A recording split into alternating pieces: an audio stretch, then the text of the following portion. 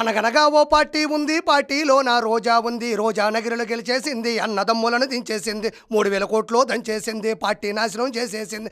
ఆ రోజా మాకే కావాలి, ప్రతిరోజు మాతో ఉండాలి.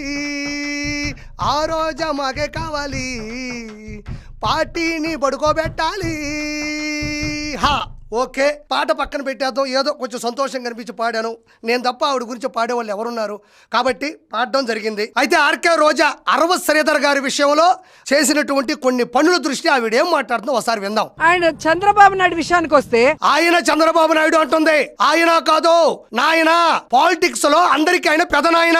మంత్రులు, ముఖ్యమంత్రులు, ప్రధానమంత్రులు, గవర్నర్లు, రాష్ట్రపతులు, స్పీకర్లని నిర్ణయించే స్థాయినిచ్చి నిర్దేశించే స్థాయికి ఎదిగాడు. ఆయన కాదు ఆర్కే రోజా, పాలిటిక్స్ కే పెదనాయన. మాట్లాడేటప్పుడు ఒళ్ళు దగ్గర పెట్టుకొని మాట్లాడు. ఆడపిల్ల అంటే ఆయనకి అభిమానం లేదు, గౌరవం లేదు. ఆర్కే రోజా చెప్తుంది, నారా చంద్రబాబు నాయుడు గారికి మహిళలంటే గౌరవం లేదు, అభిమానం లేదు అంటుంది. 2 సార్లు బీఫామ్ తీసుకున్నావు. తెలుగుదేశం నుంచి నిన్ను మొదటిసారిగా రాష్ట్ర రాజకీయాల్లోకి, పార్టీలోకి ఆహ్వానించింది, నిన్ను ముందుకు తీసుకొచ్చింది. నగిరి, చంద్రగిరి 2 గిరిలో ప్రవేశపెట్టి నీకు బీఫామ్ ఇచ్చి నిలబెట్టింది నారా చంద్రబాబు నాయుడు గారు. అంటే నువ్వు ఇప్పుడు మహిళ కాదంటావా? నీకు 2 సార్లు బీఫామ్ ఇచ్చి 2 చోట్ల ఎమ్మెల్యే అభ్యర్థిగా నిన్ను నిలబెడితే మహిళల్ని గౌరవించట్లేదు, వాళ్ళ మీద ప్రేమ లేదంటున్నావు. మరి నువ్వు మహిళవు కాదా అని ఒప్పుకుంటున్నావా? లేదా మహిళవు అయితే ఆయన ఖచ్చితంగా మహిళల మీద ప్రేమ ఉన్నట్టే. ఎందుకంటే 2 సార్లు నువ్వు నిలబడ్డావు కాబట్టి మాట్లాడేటప్పుడు నువ్వు కొంచెం మైండ్ దగ్గర పెట్టుకొని మాట్లాడాలా. ఈ రోజు ఇంత మందికి జరుగుతుంటే ఒక బాధ్యత కలిగిన ముఖ్యమంత్రిగా 4 సార్లు అయ్యానని చెప్తున్నావు గానీ 4 సార్లు 4 సార్లు అయ్యానని ఆయన చెప్పట్లేదమ్మా. 4 సార్లు ప్రజాస్వామ్యంలో ఎలక్షన్స్ జరిగినాయి. 4 సార్లు ఆయన ముఖ్యమంత్రిగా గెలిచినాడు. అది వికీపీడియా కొట్టా కూడా ఉంటాది. నువ్వు నీ కుటుంబం ఓటేస్తేనో, నా కుటుంబం నాకు ఓటేస్తేనో ఎవరు ముఖ్యమంత్రులు ఎవరో. ప్రజాస్వామ్యంలో ప్రజల చేత, ప్రజల కొరకు, ప్రజల యొక్క డెమోక్రసీ సిస్టమ్ లో ప్రజలు ఓట్లేస్తే అయినాడు. ఆయన చెప్పుకోవట్లే నేను ముఖ్యమంత్రి అయిపోయినాను అని చెప్పట్లే, ప్రజలు చెప్తున్నారు. ప్రజాస్వామ్య పద్ధతిలో ఆయన గెలిచాడు, అందరూ చెప్పుకోవాలి. కొన్ని వందల సంవత్సరాల తర్వాత అయినా ఇప్పటి వరకు ఆయన ఎన్నిసార్లు గెలిచాడు అంటే 4 సార్లు ఆయన గెలిచినట్టే.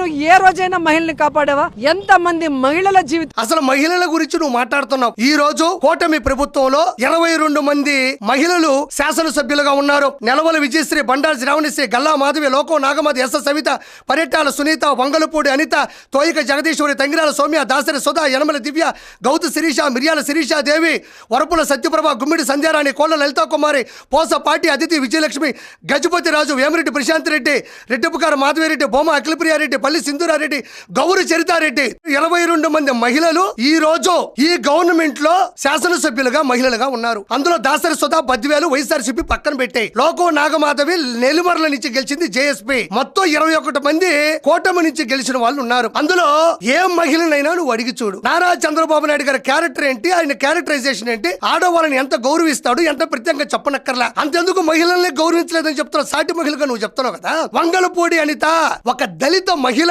ఈ రోజు ప్రముఖమైనటువంటి మినిస్టర్ లో ఉన్నారు. ఆవిడ ఏం చేస్తున్నారు? ఆవిడ హోమ్ మినిస్టర్ గా చేస్తున్నారు. పూర్వకాలంలో 294 సీట్లున్న అతిపెద్ద ఆంధ్రప్రదేశ్ అసెంబ్లీలో ప్రతిభా భారతి ఆవిడ్ని స్పీకర్ గా పెట్టారు ఆయన. ఆ రోజుల్లో అది సంచలనం, నివ్వెరపోయింది యావత్ ప్రపంచం, తెలుగు వాళ్ళందరూ కూడా. ఒక దళిత మహిళ ప్రతిభా భారతి గారిని అసెంబ్లీ స్పీకర్ గా కూర్చోబెట్టడం మొదటిసారి. అది మరి ఆడవాళ్ళని గౌరవించడం కాదా? వంగలపూడి అనిత గారిని పెట్టారు, గౌరవించడం కాదా? గుమ్మిడి సంధ్యారాణి గారు, ఎస్ సవిత గారు ప్రముఖ క్యాబినెట్ మినిస్టర్స్ లో కూర్చొని ఉన్నారు.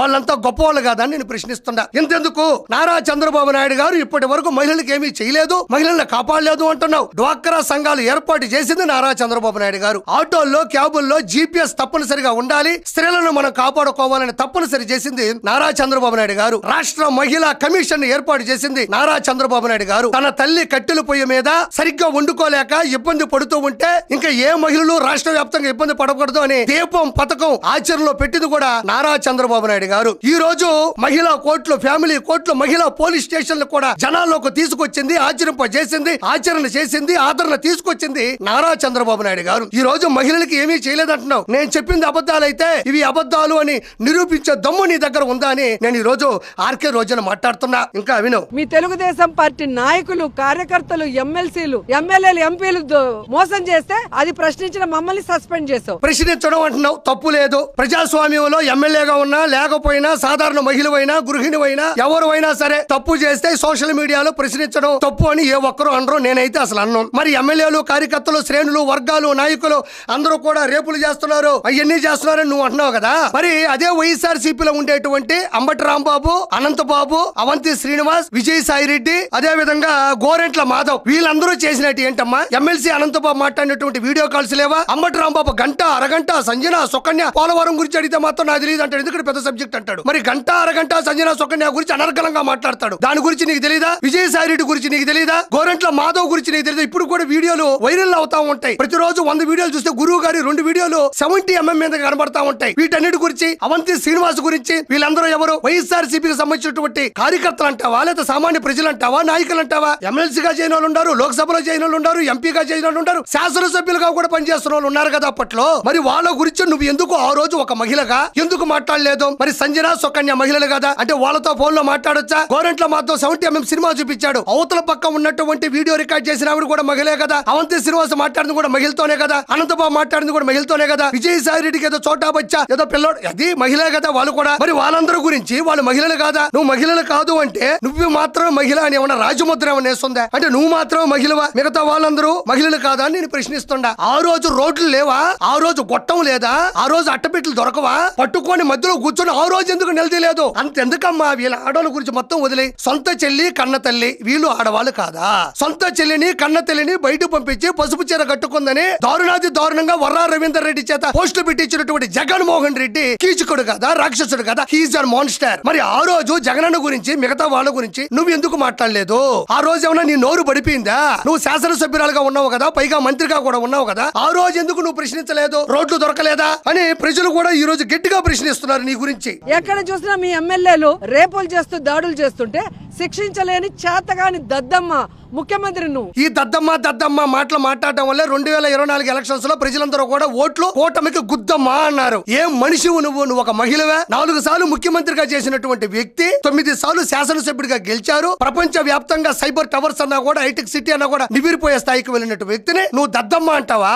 ఏమైంది? ఈ రోజు 151లో నుంచి 5 పోయినాయి. 5లో కూడా నువ్వు ప్రథమ భాగ్యం ఊహించినందుకు చాలా సంతోషంగా ఉంది నాకు. అసలు ముఖ్యమంత్రిగా నువ్వు పనికిరావు, నువ్వు కూడా రిజైన్ చేయాలి. అండ్ ఈ రోజు జనసేన పార్టీకి పెట్టి అందరికి ఏదో ఉద్ధరిస్తానని చెప్పి నీ పార్టీలో ఉన్న వాళ్ళే రేప్ చేస్తుంటే, నీ పార్టీ వాళ్ళే మహిళలకు మోసం చేస్తుంటే, ఏమి చేతగాని దద్దమ్మ పవన్ కళ్యాణ్ అసలు డిప్యూటీ సీఎం గా పనికిరాడు. ఇప్పుడు పని చేయండి అర్జెంట్ గా. ఈ డిప్యూటీ సీఎం పదవిని, సీఎం పదవిని అన్నకిస్తే అన్న అసెంబ్లీకి వస్తాడు. అన్నకు 2 చాక్లెట్లు కావాలి, ఆశా చాక్లెట్, న్యూట్రిన్ చాక్లెట్. ఒకటి డిప్యూటీ సీఎం, 2 సీఎం, ఇంకొక చాక్లెట్ ఉంది, అది వేరే విషయంలే కానీ ఇస్తే అన్న అర్జెంట్ గా అసెంబ్లీ పరిగెత్తుకుంటా వచ్చి కారు కోతలకు వస్తా ఉంటాడు. ఇప్పుడు జనసేనలో ఉండేటువంటి అరవ శ్రీధర్ అనే వ్యక్తి మీద ఈ రోజు వీడియోలు వచ్చినాయి, వైరల్ అవుతున్నాయి. మీరు ప్రశ్నిస్తున్నారు, తప్పు లేదు. ఆయన ఏం చేశాడు? ముగ్గురుతో ఉండేటువంటి కమిటీని వేశాడు. 7 రోజుల్లో కూడా విశ్లేషించి, విచారించి, విచారణ జరిపి ఎవరిది తప్పు, ఎందుకు తప్పు, ఇందులో ఎంతమంది ఉన్నారో నాకు చెప్తే నేను అందరి మీద కూడా సస్పెన్షన్ చేస్తానని మాట ఇచ్చారు. ఆ లెటర్ యాడ్ కూడా బయటకు వచ్చింది. ఈ మధ్యలో నీకెందుకు అంత గోల?